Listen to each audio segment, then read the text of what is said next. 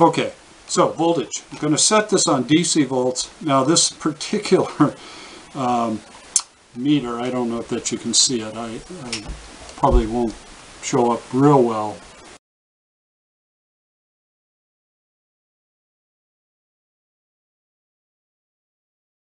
Let me back up. That is direct current amps, DC amps. Up here on top is AC, and there's only two settings, 200 and 750. So we're not going to mess with the AC now. So DC, as opposed to DCA, which is amps, we're not going to mess with current measurement because that requires some other understanding and some possibly different placement of leads, and we're not going to worry about that at this point. So DC, we're going to measure a cell, a small 1.5 volt cell. It's a this happens to be a C battery, and I'll also measure, and we'll let you guess what that voltage is, but I'm sure you can actually read it right now. Okay, so in order to do this, let's first with this one. Well, my scale on my DC, I get to choose 200 M or 2000 M. Well, the M stands for millivolts. Okay, that's a thousandth of a volt. And if you do 2,000 thousandths of a volt, that turns out that's 2 volts. So that the second setting, not the 200, but the 2,000 millivolts, is 2 volt setting. The next setting is 20 volts. Now this is an auto-ranging digital meter.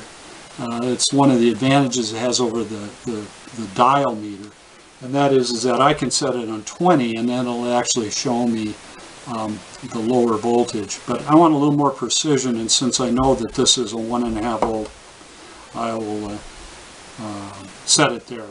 I'll set it on this 2,000 millivolts or a 2 volt setting.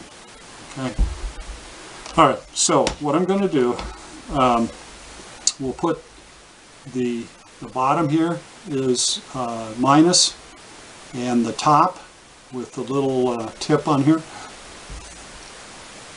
is plus, and you'll see on this side of the battery it says plus. Okay, so if you've ever tested batteries, this is all you do. I'll just do this in one hand because I want to hold the meter up. I'll put this on and I'll hold that there, and we're going to turn this on, and you'll see it says 1.58 58, and then the numbers are bouncing around. So let's see, I don't know what the focal length is. I'll guess here. But anyway, so that's how to measure voltage. I'll put this on 20, and you can still get good enough resolution. It says 1.59 or something like that. So this is a good battery, and we'll take it off, and you'll see it goes to 0. I don't know if you can see it. Hopefully you can. I'll check my video before I ship it off. Okay, so 0. Now, some of you may look at this and say, well, wait a second, guy, you get your fingers across this. Isn't that shorting it out? Isn't that? Well, it turns out my fingers are kind of high resistance. There's, 500-600 ohms. Doesn't feel like it if you put it across high voltage or something, but this is not that much voltage, and I'm not really draining the battery. So in this case, that's not a big concern. Okay, so that's how to measure that.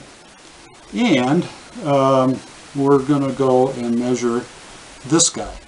Now, a lot of people test it with the tongue. Don't do that. It just doesn't really provide you much. I mean, if you were out in the desert and didn't have anything else to do, I suppose you could do that.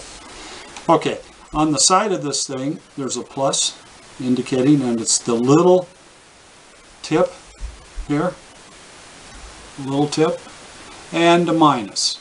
Okay, so we'll do the plus and minus. And this might be a little more complicated. And it says 9. Okay, I'll hold it down there. 9.36 volts. 9.36. Okay, so indeed we have a 9 volt battery. Okay? All right, so voltage. So those are the basics.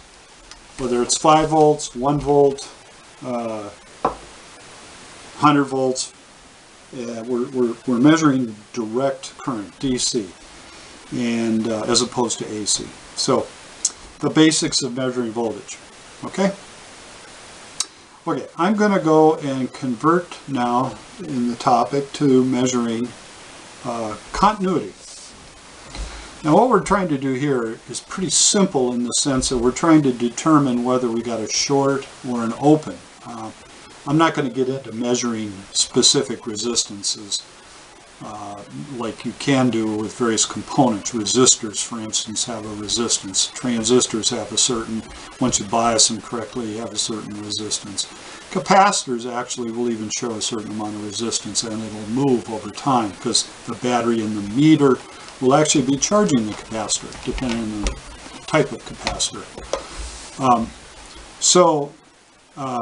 We're going to talk about resistance. Okay, so first thing you'll notice on the meter, I'm going to turn this off until we're set. First thing you notice on the meter, there's a lot of settings in the ohm indicator. Now, ohms uses omega sign as a Greek. Electrical engineers use that. And that is the indication of ohms. And that is what's used to measure resistance. Resistance, high resistance is an, infinitely high resistance is an open. Zero resistance is a short. Okay, a piece of wire. Typically a short piece of wire, you stick your leads on, shorts it out. I'll stick these two leads together to show you how the meter responds. And I always do that to test where my meter is. It's always just a good practice. Stick them together and see how your meter responds to tell you that that's a true short connection, okay, as opposed to a few ohms. So anyway, the readings on this ohm scale go from, in this particular meter, go from 200 ohms.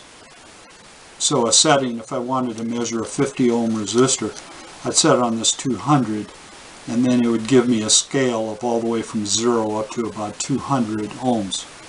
Okay, so 200, 2000, 20,000, or K now is being used for 1,000, 200,000, and 2,000,000, which is a million. So 2 million, and they also call that meg ohms. Meg ohms is a million ohms, or 2 meg. Those are different shortcut terms, but basically it's talking about the high, what I would call high resistance measurement. And I can show you, if I use my fingers or cross my arms, I can get a reading in those high levels. Whereas if I do that and down at the low level, the 200 ohm, you won't see the meter or very little indication of resistance through my skin. But there is a, what, I don't know, 60,000, or 60 to 100,000 K ohms or 1,000 ohms in your body, depending on whether it's a piece of skin or goes through your arms. And that'll show up differently. So there's some funny things that can happen up at the high ranges on the ohm meter. And since we're really trying to just figure out at this point whether we got a short or an open, we're going to use the lowest setting. And I recommend you do that. Okay, so I'll set this on 200 ohms. I'm going to turn the meter on. And you'll notice in this particular meter, you won't get any deflection if you have a dial meter. In this particular digital meter, I apologize, there's a defect in my screen here. It says 1, and it's just an infinity sign, basically meaning there's no resistance. Even you can tell I'm touching them, and it still says 1. Okay, meaning infinite, no resistance between these two, no connection. I'm sorry, not resistance, but no continuity between these two.